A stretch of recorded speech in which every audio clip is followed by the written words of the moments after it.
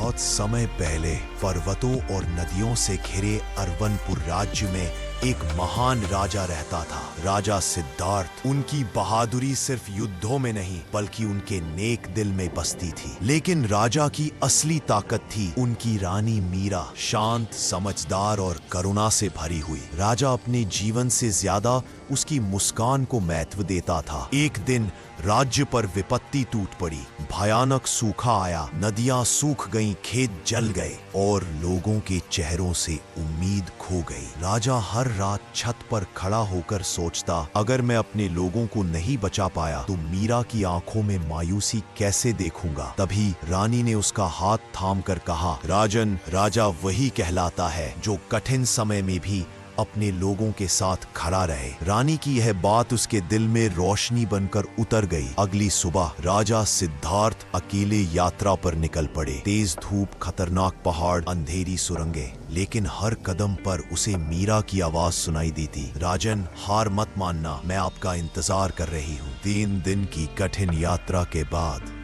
आखिरकार राजा ने वह प्राचीन जल स्रोत ढूंढ लिया। उसका पानी सोने की तरह चमक रहा था, बिल्कुल मीरा की मुस्कान की तरह।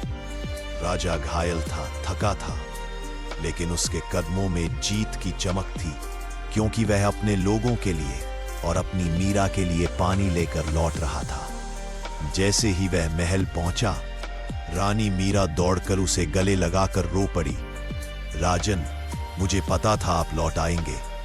जल स्रोत के पानी से पूरा राज्य फिर से हरा भरा हो गया। लोगों के चेहरों पर खुशी लौट आई और राजा सिद्धार्थ व रानी मीरा को राज्य के तारणहार कहा जाने लगा।